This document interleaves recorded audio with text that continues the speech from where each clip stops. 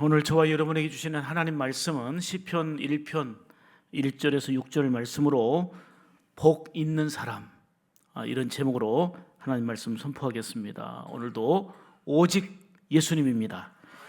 여러분, 어떻게 사는 사람이 잘 사는 인생일까요? 세상에서 가장 복 있는 사람은 어떤 사람일까요? 사람은 누구나 할 것 없이 다 복을 원하고 있습니다. 불행을 원하는 사람은 이 세상에 아무도 없지요.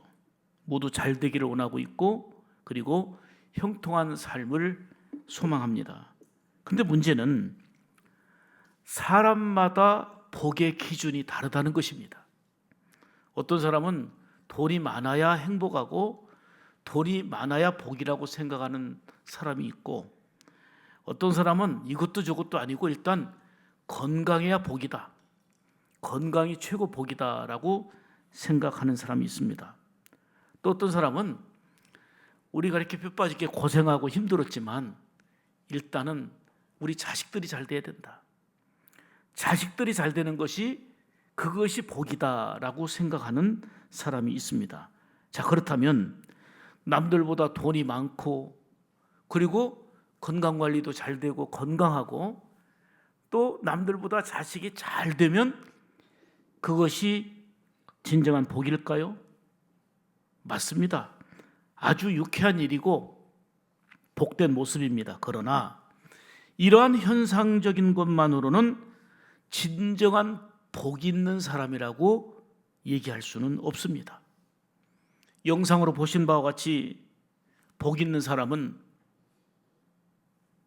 그냥 삶이 기적인 것입니다.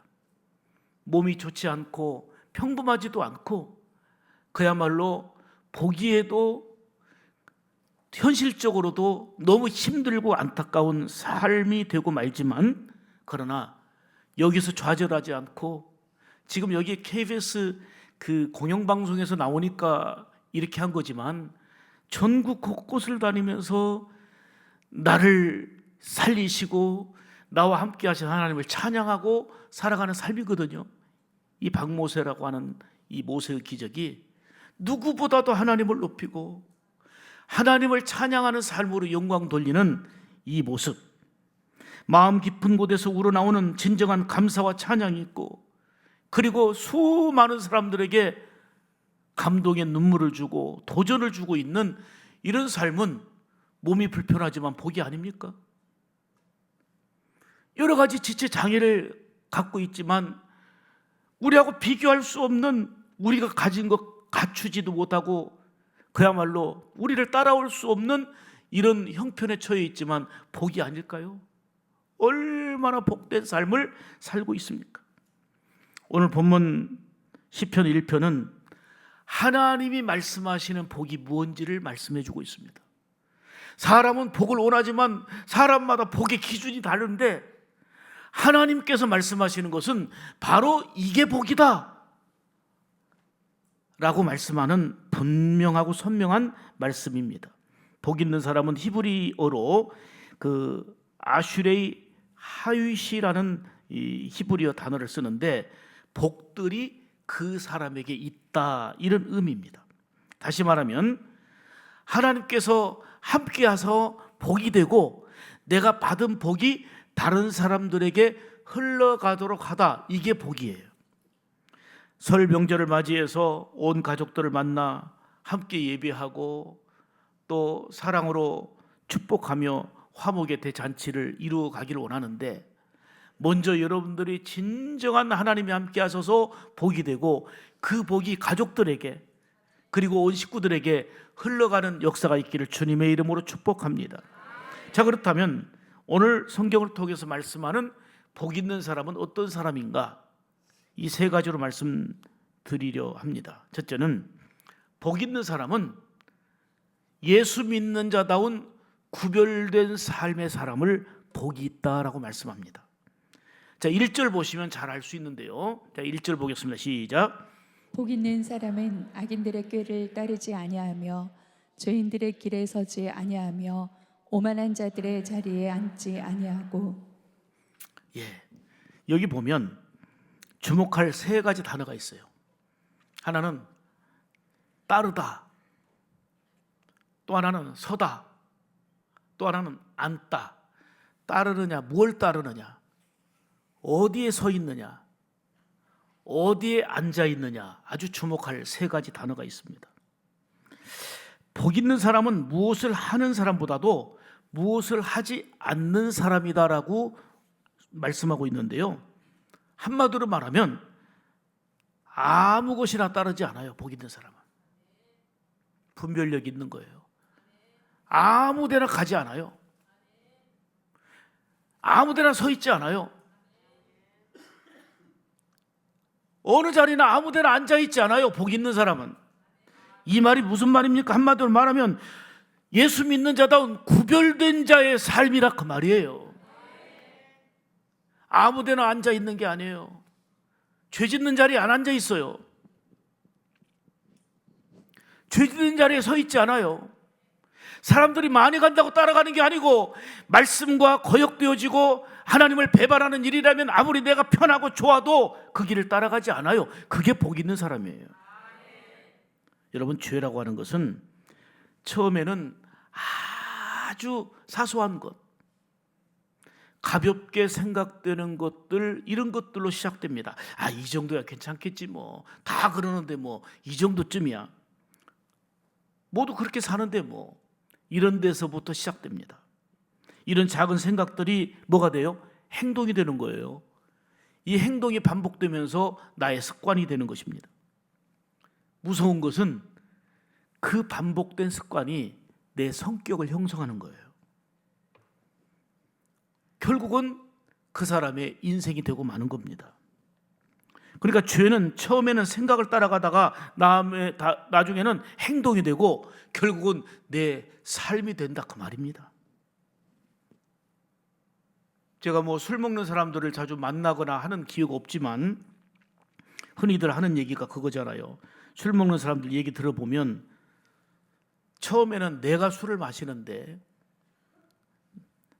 그 다음에는 술이 나를 마신다는 거예요. 결국은 술이 인생을 마셔버리기 때문에 불행한 삶이 되고 만다 그 말입니다. 절제가 안 되고 한계선이 무너지는 거예요. 죄는 항상 나를 위하는 것처럼 가까이 옵니다. 나에게 편리하고 나에게 좋아 보이게 가까이 다가옵니다. 이 죄의 특성이 그거예요. 근데 결국은 죄는 나를 무너지게 만드는 거고 나를 피폐하게 만드는 거고 결국은 나를 파괴하는 거, 그게 죄의 목적이고 결과입니다. 그래서 성경은 분명하게 말씀하고 있어요.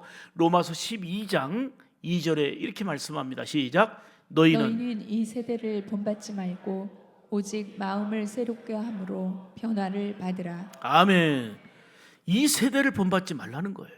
이 세대를 무작정 따라가지 말라는 거예요. 여러분, 정치 따라가면 안 돼요. 사회 문화 그 흐름대로 따라가면 안 되는 거예요. 하나님의 말씀을 따라 외롭고 힘들어도 그 말씀을 따라가는 구별된 삶이 되어야 될 줄 믿습니다. 이 세상을 따라가지 말고 변화된 새 사람으로 우리의 시선을 우리 주님께 고정하고 살아가는 삶이 되어야 하는 것입니다. 세상 속에서 구별되게 사는 사람이 되라는 것이고 이게 바로 복 있는 사람이라는 것입니다. 그러나 우리가 복 있는 삶을 살고 싶은데 이 복 있는 삶을 방해하는 요소들이 있어요. 우리를 가만 내버려 두질 않아요. 그게 바로 욕심입니다. 그것이 바로 탐심입니다. 지금 주어진 은혜에 만족하지 못하고 자족하지 못하고 그 조금 더 욕심, 이 탐심이 결국은 복이 되기를 원하는 삶을 망가뜨리는 것입니다. 그래서 성경을 보면 야고보서 1장 15절에 뭐라고 말씀합니까? 욕심의 결과를 얘기하잖아요. 시작. 욕심이 잉태한즉 죄를 낳고 죄가 장성한즉 사망을 낳느니라. 그렇습니다. 주어진 삶에 만족하지 못하고 조금 더 가지려고, 조금 더 얻으려고 욕심 부리다가 망가지는 거예요. 욕심 부리다가 사망의 길로 가는 거예요. 그러므로 하나님의 자녀답게 이 세상을 구별되게 사는 삶이 되어야 될 줄로 믿습니다. 잘 아시다시피 아버지로부터 모든 재산을 받은 후에 집을 떠난 둘째 아들이 처음에는 돈이 있지, 주변에 사람이 있지, 그러니까 자유 얻은 것 같고 기쁨으로 가득한 행복 그 자체처럼 보였습니다. 그런데 그 돈이, 사람이, 인맥이 행복을 계속 지켜줄 수 없다는 걸 보여주잖아요.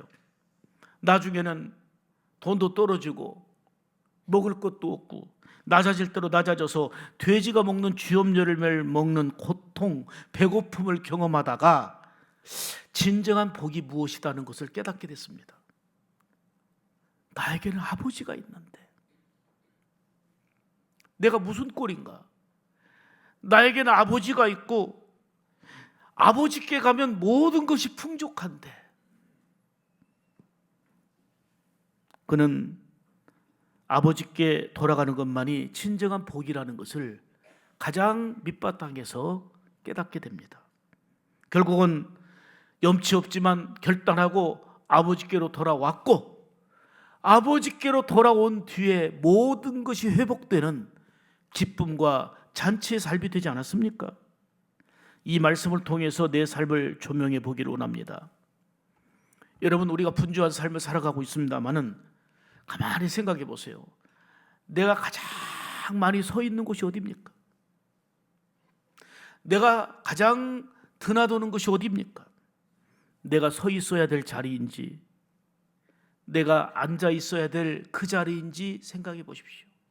복 있는 사람은 아무데나 서지 않고 아무데나 앉지 않는 사람이라고 말씀했습니다.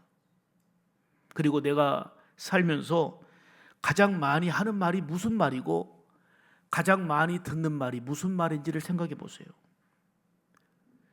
내가 듣고 하는 말이 복 있는 사람의 말인지, 아니면 예수 믿는 사람으로서 해서는 안 될 부끄러운 말인지, 내 안에 사단이 조종하는 사단의 지배 아래에 있는 말을 하고 살아가는지, 내가 복을 원하면서도 복 있는 자의 삶이 되기를 원하면서도 내 언어로 사단을 찬양하고 있는 이런 모습은 아닌지, 그리고 내가 늘 가까이하며 즐겨보는 것이 무엇인지 생각해 보세요. 이러한 것들이 나를 하나님께로 향하게 하는지, 아니면 내가 가까이하고 내가 즐기는 그러한 것들이 오히려 세상 속으로 가까이하여 죄의 늪에 빠지게 만드는 요소인지를 분명하게 분별할 줄 알아야 합니다. 삶의 자리에서 예수 믿는 자다운 구별된 삶으로 복이 되는 삶이 되기를 주의 이름으로 축복합니다. 두 번째는, 복 있는 사람은 하나님의 말씀을 즐거워하는 사람이에요. 하나님의 말씀이 즐겁고 하나님의 말씀이 들려지는 사람이 복이 있다. 이게 하나님의 복의 기준이에요. 아멘. 2절 보겠습니다. 시작.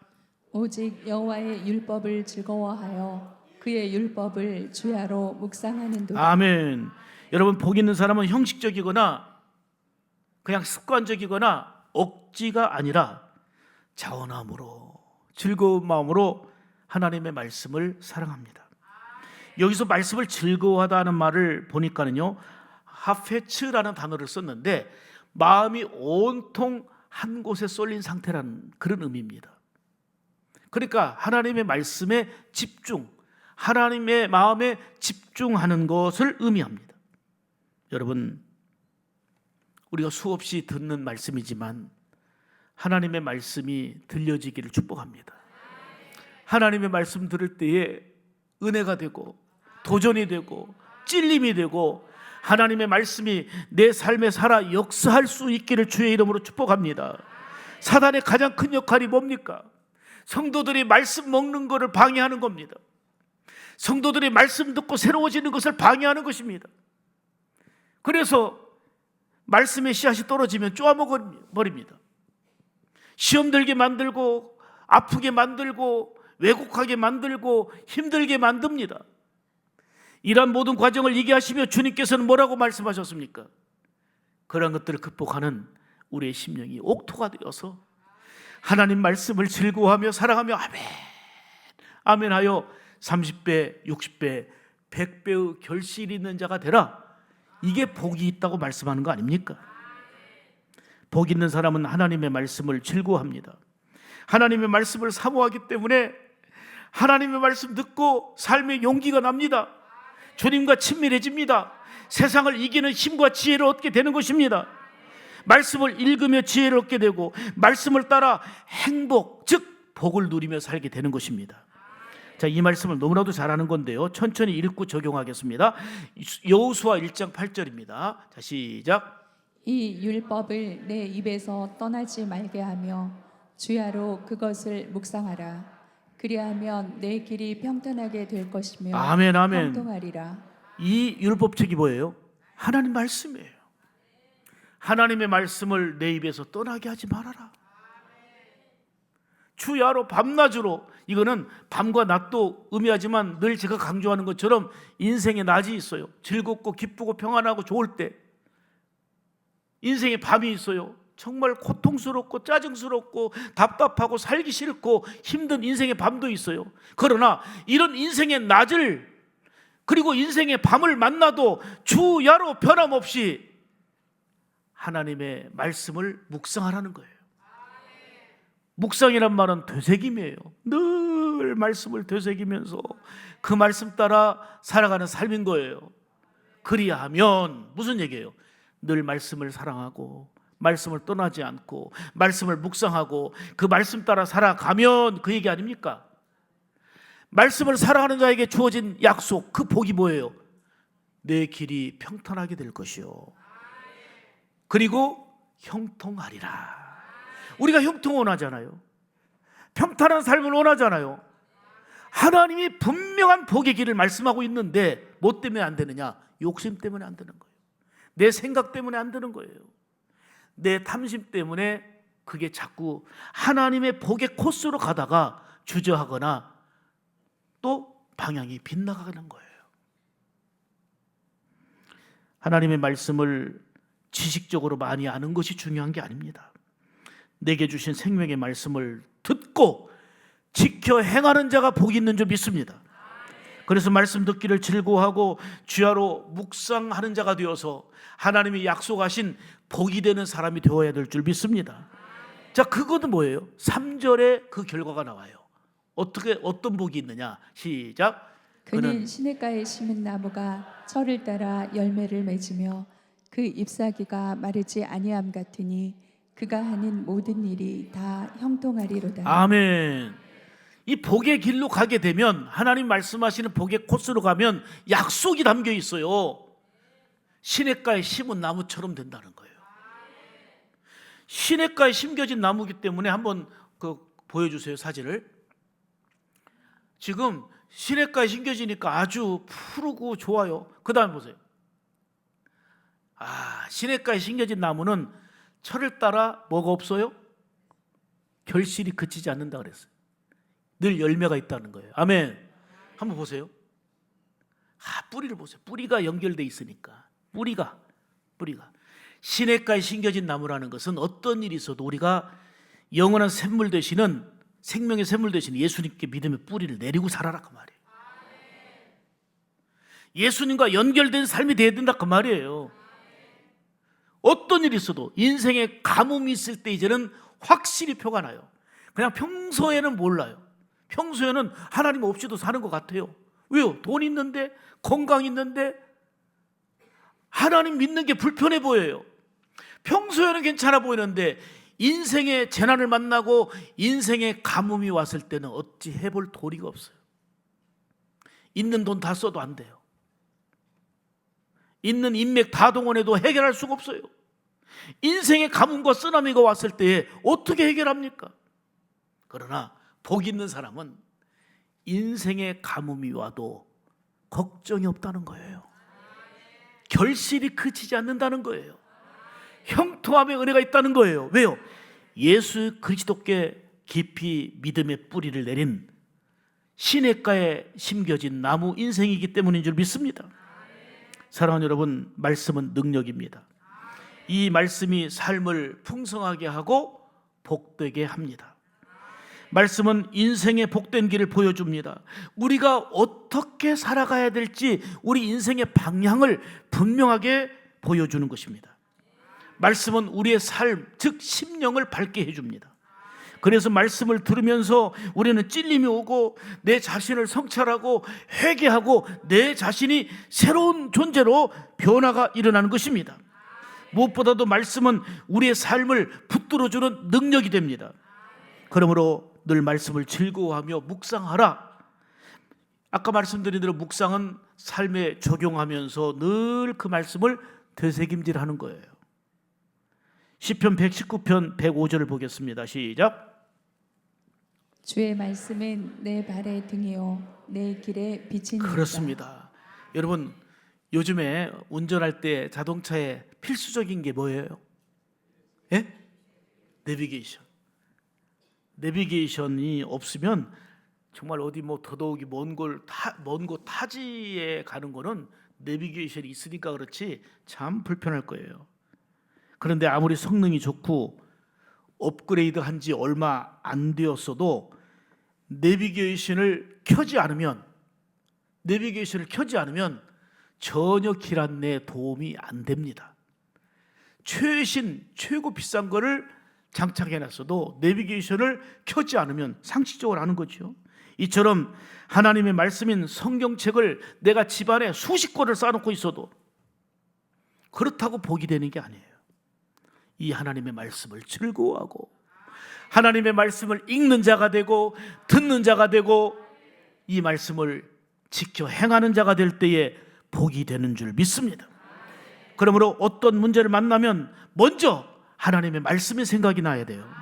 마음 중심에 말씀이 떠올라서 그 말씀이 지혜와 능력이 되는 삶 되기를 축복합니다. 내가 어떤 결정해야 되는 순간이 많이 있잖아요.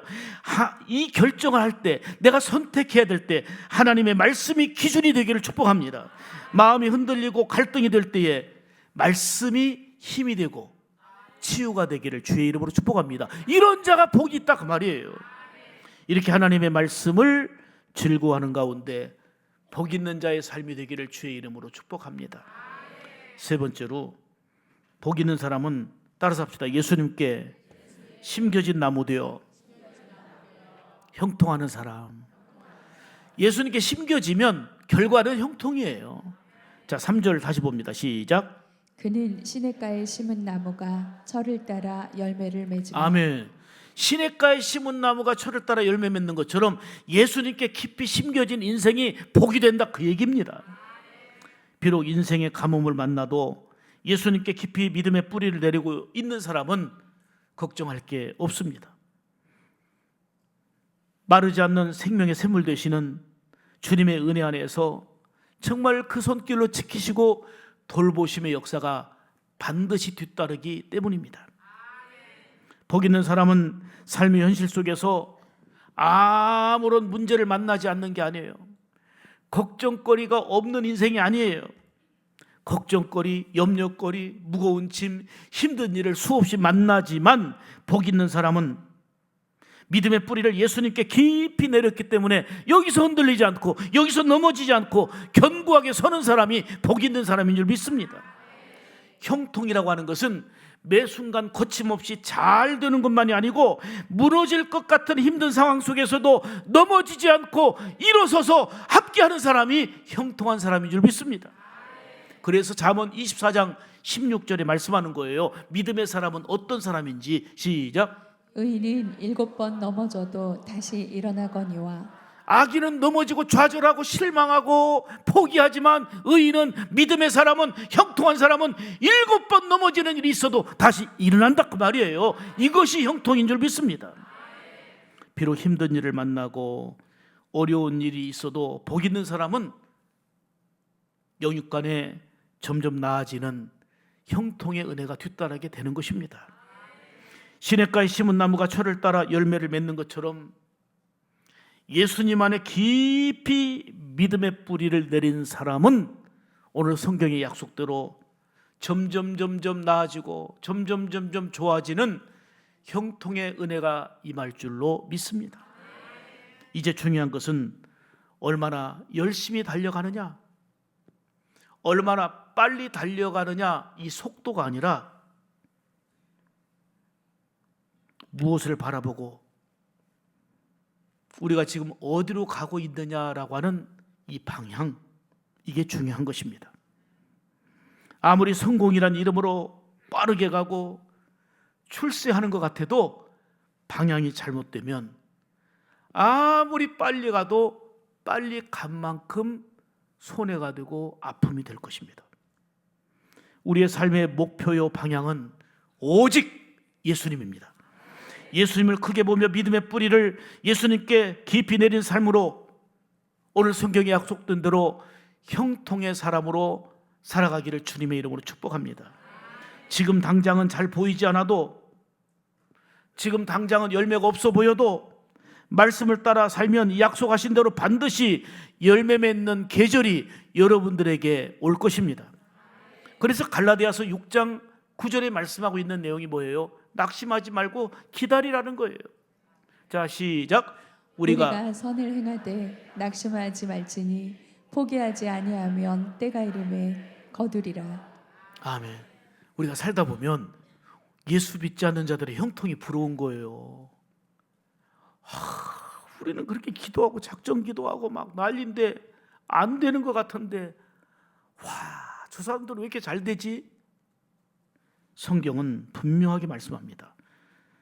악인의 형통을 부러워하지 말아라. 악인의 형통을 부러워하지 말아라. 여기서 말하는 악인은 죄 짓고 형무소 가는 사람 얘기가 아니고 예수님 없이 잘 되는 사람 말하는 거예요. 자, 6절 보실까요? 악인의 길은 뭐하리라. 이게 안타까움이에요. 열심히 잘 나가고 잘 사는 것 같은데 결과가 이거인 거를 우리가 아니까. 그러므로 예수님 없는 성공은 겉으로 볼 때는 화려하고 좋아 보여도 결국은 허무함으로 끝이 납니다.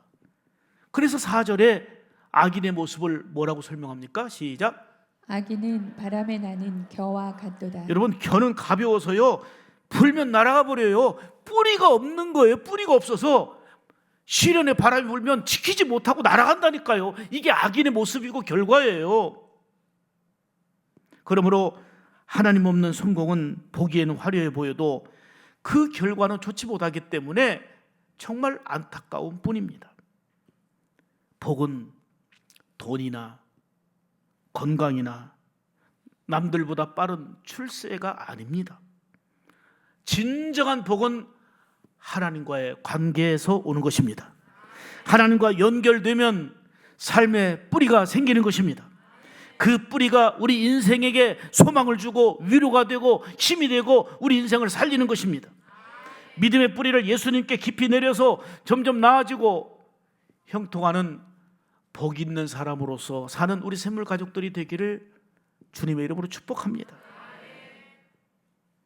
사랑하는 여러분, 6절 한번 더 보겠습니다. 무릇 시작. 무릇 의인들의 길은 여호와께서 인정하시나 악인들의 길은 망하리로다. 아멘.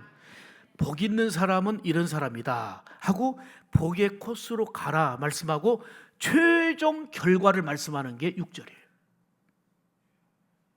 하나님 말씀 따라 순종하여 믿음으로 살았어요. 예수님께 심겨진 나무로 걸어라 시련, 바람 여러 가지 만나긴 하지만 열매 없는 것처럼 보여지지만 결국 의인들의 길은 여호와께서 인정하셔서 약속한 대로 결실이 있으나 아무리 출세하고 남들보다 부러워할 만한 속도전을 벌이고 있다 할지라도 악인들의 길은 결과가 뭐예요? 망하리로다예요. 이걸 알기 때문에 우리는 절대로 복의 코스로 가야 되는 거예요. 복의 열매를 맺어야 되는 거예요. 영상에서 보신 바처럼 박모세 군은 얘기하다가 엄마는 아직도 생각해보면 눈물이에요. 이루 말할 수 없는 고생했던 눈물이고 이렇게까지 기적을 일으켜주신 하나님의 은혜에 감격 어린 눈물이고 여전히 몸이나 모든 환경은 우리하고는 비교할 수 없이 열악한 환경 그런 상태지만 마음 깊은 곳에서 있는 힘껏 하나님을 찬송하며 영광 돌리는 복 있는 사람으로 살고 있지 않습니까? 왜요? 예수님께 연결된 삶이기 때문에 그래요. 그가 이런 지체를 갖고도 기가 막히게 노래를 잘하네? 노래 잘하죠.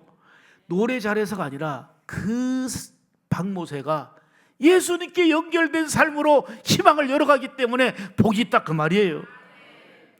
사랑하는 여러분의 삶은 어떤 일이 있어도 하나님과 연결된 삶이기를 주님의 이름으로 축복합니다. 시냇가에 심겨진 나무가 가뭄에도 결실이 걱정이 없는 것처럼 예수님께 깊이 믿음의 뿌리를 내린, 예수님께 심겨진 복 있는 사람 되어서 시절을 조차 열매를 맺는 형통의 은혜를 누리는 우리 샘물 가족들 다 되기를 주님의 이름으로 축복하며 믿음으로 선포합니다.